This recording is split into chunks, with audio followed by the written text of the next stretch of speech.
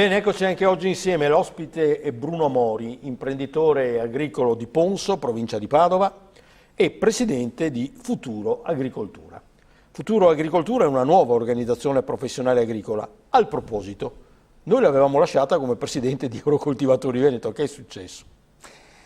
Cos'è successo? È successo che il Veneto, ex Eurocoltivatori, ha deciso per motivi vari che elencherò fra qualche istante, ha deciso di staccarsi da Roma e di creare una unità nuova, unità giovane, che già da un anno opera in tutto il territorio del Veneto e si chiama Futuro Agricoltura. Sede a Conselve, ma siete presenti nelle province di Padova, Treviso, Rovigo e Verona.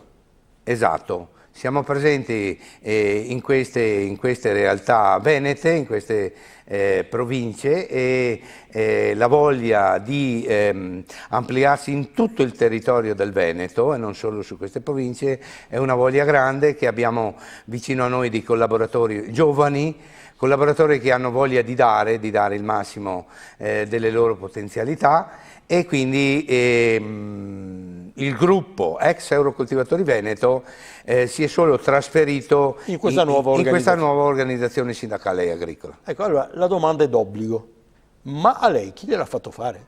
Non era più semplice, insomma, in qualche maniera, nel momento in cui per motivi così di contrasto con la sede nazionale avete deciso di por fine ad un'esperienza, che so, entrare in un'altra organizzazione professionale che già esisteva?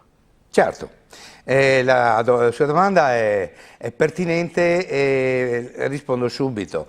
Noi siamo comunque imprese agricole e ormai da 25 anni tuteliamo il territorio e quindi le nostre aziende agricole del territorio veneto.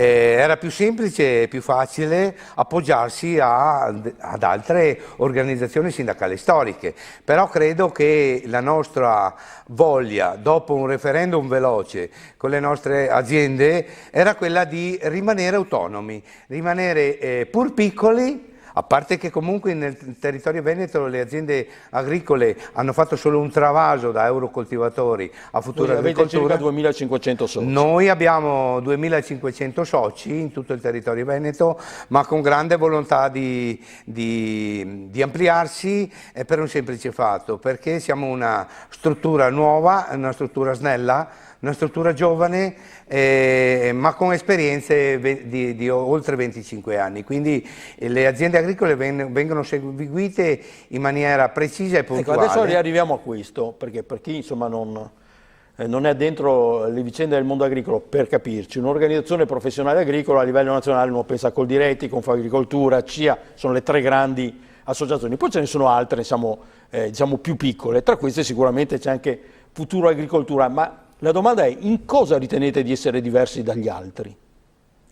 Noi siamo diversi dagli altri sulla struttura, essendo snella, è più veloce a entrare nel merito delle problematiche aziendali e risolverle, perché abbiamo comunque un apparato con grandi esperienze e quindi il servizio è completo ai soci ed è veloce, allora, e non è di poco conto essere veloce. Questo è facilmente intuibile, una realtà come in tanti settori, una realtà territoriale riesce a dare delle risposte in tempi più celeri. Però è anche vero che il mondo dell'agricoltura molto dipende dalle scelte di carattere nazionale e ancora di più dipende dalle scelte di carattere europeo. Quindi che relazione avete?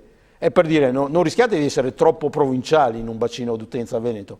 A livello nazionale e a livello anche europeo come fate a contare qualcosa? È vero che noi comunque abbiamo già superito a queste problematiche che sono nate immediatamente dopo lo stacco da Roma di Eurocoltivatori, e ci siamo agganciati a livello nazionale, quindi ci siamo agganciati a una struttura importantissima che si chiama AICE, ovvero Associazione Italiana Coltivatori. Associazione Italiana Coltivatori, quindi che è un'altra appunto delle organizzazioni professionali che poi in linea di storia fa capo alla CISL a livello nazionale, però è una CISL spostata verso il mondo agricolo, quindi di fatto noi i collegamenti con Roma e collegamenti con le strutture europee forse li abbiamo come prima, anzi più di prima, perché siamo seduti nel tavolo verde anche regionale, quindi non solo all'interno del tavolo verde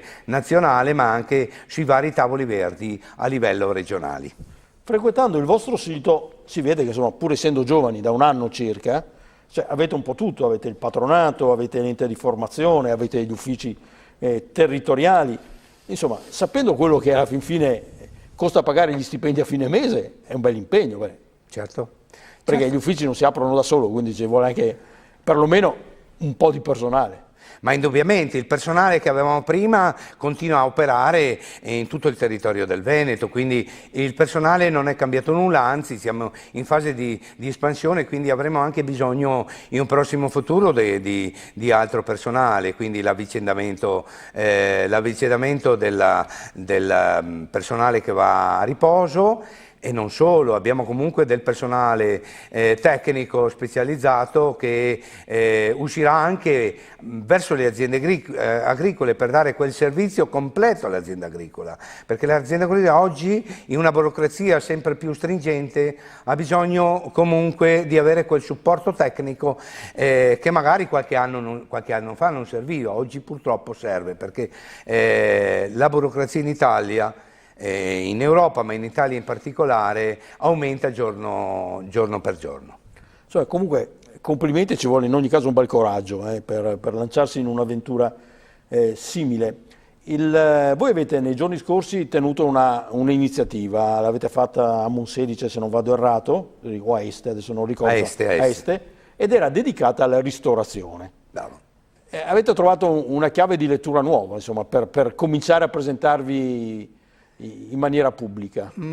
Certo, in effetti questa... Sembra banale, ma insomma, collegare agricoltura e ristorazione... Non è per niente banale, anzi è stata studiata nei minimi particolari, perché comunque quell'iniziativa, e mi preme sottolineare e ringraziare gli ospiti presenti, che erano ospiti illustri, dal dirigente dello stesso Istituto Manfredini, che vi ha ospitato. Che ci ha ospitato ed è stato orgoglioso di ospitare questa iniziativa, che credo sia la prima iniziativa, ma credo, ed ho pubblicamente annunciato, che sarà la prima di una serie di iniziative, perché il mondo dell'agricoltura si deve interfacciarsi nel mondo della ristorazione e viceversa, quindi questo sarà il futuro. Sì, perché oggi c'è molta attenzione, lo si dice sempre, molta attenzione alla cucina, al momento enogastronomico, e ci si dimentica che, insomma, ci vogliono le materie prime. Perché... Bravo. Indubbiamente ci vogliono le materie prime, ma in particolare le materie prime del territorio a chilometro zero o meno del chilometro zero, quindi le nostre produzioni venete sono a disposizione dei ristoratori veneti, e questo è il nostro obiettivo: interfacciarsi con la ristorazione per avere un prodotto sano, genuino, italiano, in particolare veneto. Se lei dovesse fare una scaletta di cose che Futura Agricoltura intende affrontare nel prossimo futuro, quali indicherebbe? Futura Agricoltura ha degli obiettivi a breve e a lungo termine. Indubbiamente noi siamo come struttura piccola, snella, ma siamo anche completi, perché a fianco a noi abbiamo anche una struttura sindacale che va a proteggere, lo dicevo, ho visto tu, che va a proteggere anche il mondo dei lavoratori, quindi la nostra struttura riesce comunque a dare quel servizio completo. Gli obiettivi quali sono? Attraverso il nostro sindacato Labor, attraverso le iniziative dei nostri tecnici, vogliamo sempre di più essere impregnanti nel territorio per dare quel valore aggiunto alle nostre imprese, altrimenti fra qualche anno sono destinate a scomparire. I problemi quali sono, però, a cui volete dar soluzione? Perché questo è un proclama il suo, va bene, sì. Ma I problemi entriamo nel concreto, i problemi che avete sul tappeto in questo momento. I problemi che abbiamo sul tappeto è la burocrazia, tentare attraverso le istituzioni, e non a caso di ridurre la burocrazia, di snellire i tempi dei pagamenti delle varie realtà istituzionali, quindi il recupero dell'IVA dallo Stato e non solo, dare quel valore aggiunto alle nostre imprese attraverso quei programmi di piani di sviluppo rurale che le nostre imprese hanno comunque estremo bisogno, e sono fondi europei a disposizione delle nostre imprese agricole. Questi sono l'essenza del futuro dell'agricoltura, perché senza questi aiuti europei noi non saremo mai competitivi a livello europeo e a livello italiano e a livello europeo. Quindi